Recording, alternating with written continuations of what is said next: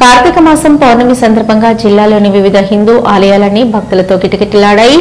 ఈ సందర్భంగా పౌర్ణమి రోజును పురస్కరించుకుని నాగర్ కర్నూల్ జిల్లాలోని పలు ఆలయాల్లో భక్తులు పెద్ద సంఖ్యలో పాల్గొని ఆయా ఆలయాల్లోని స్వాముల వారికి అమ్మవార్లకి వేద పండితులు మంత్రోచ్చరణ మధ్య భక్తి శ్రద్ధలతో అభిషేకాలు, అర్చనలు, హోమాలు లాంటి ప్రత్యేక పూజలు చేసి స్వామివారి అమ్మవార్ల ఆశీర్వాదాలు పొంది భక్తులు మొక్కులు తీర్చుకున్నారు. పట్టణ కేంద్రంలోని రామాలయంలో ప్రధాన అర్చకుల ఆధ్వర్యంలో భక్తులు పెద్ద సంఖ్యలో పాల్గొని సామూహిక సత్యనారాయణ స్వామి వ్రతాలు, హోమాలు, కుంకుమార్చనలు, అభిషేకాలు లాంటి ప్రత్యేక పూజలు నిర్వహించి కార్తీక పౌర్ణమి దీపోత్సవ కార్యక్రమాన్ని ఘనంగా నిర్వహించి స్వామివారి అమ్మవారి ఆశీర్వాదాలు పొందారు. ఈ సందర్భంగా ఆలయానికి విచ్చేసిన భక్తులకు ఆలయ కమిటీ ఆధ్వర్యంలో అన్నదాన కార్యక్రమాన్ని నిర్వహించి భక్తులకు అన్నప్రసాదం చేశారు.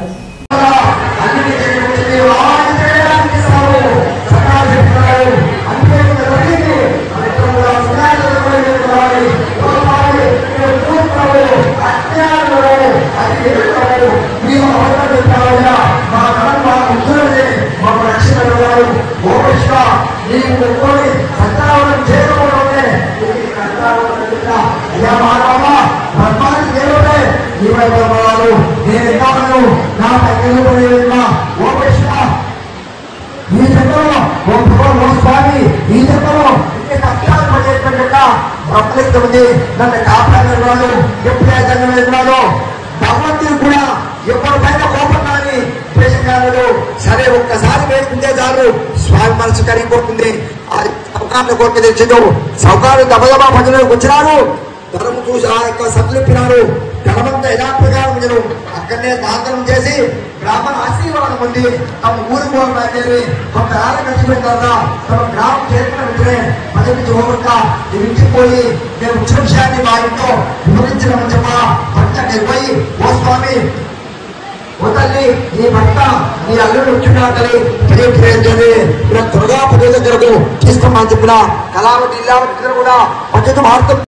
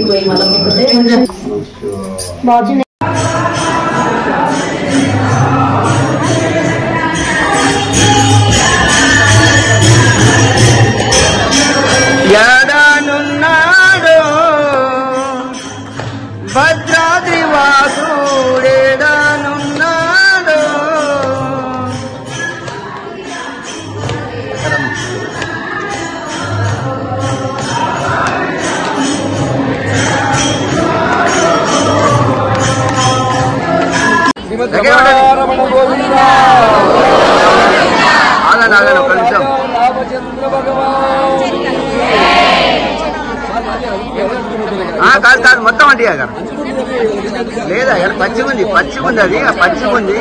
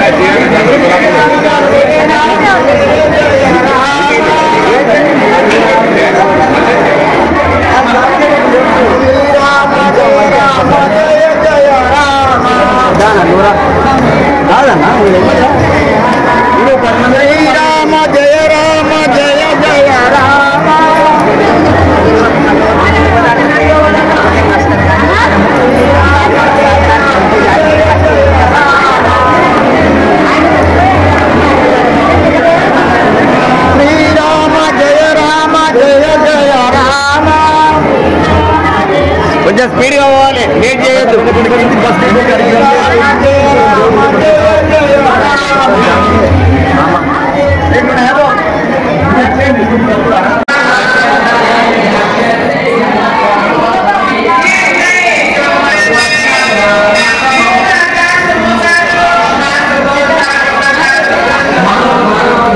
నాగర్ కర్నూలు జిల్లాలో వేంచేసినటువంటి పురాతన దేవాలయటువంటి శ్రీ సీతారామ స్వామి దేవాలయంలో ఈ కార్తీక మాస సందర్భంగా మన దేవాలయంలో ప్రతిరోజు కూడా సాయంత్రం వేళ భక్తులు రావడము, దీపాలు పెట్టడము, మనకు 6:40 ప్రతిరోజు కూడా వాళ్ళ గోత్రనామాలతో వాళ్లకు సంకల్పం చెప్పి ఆ ఆకాశ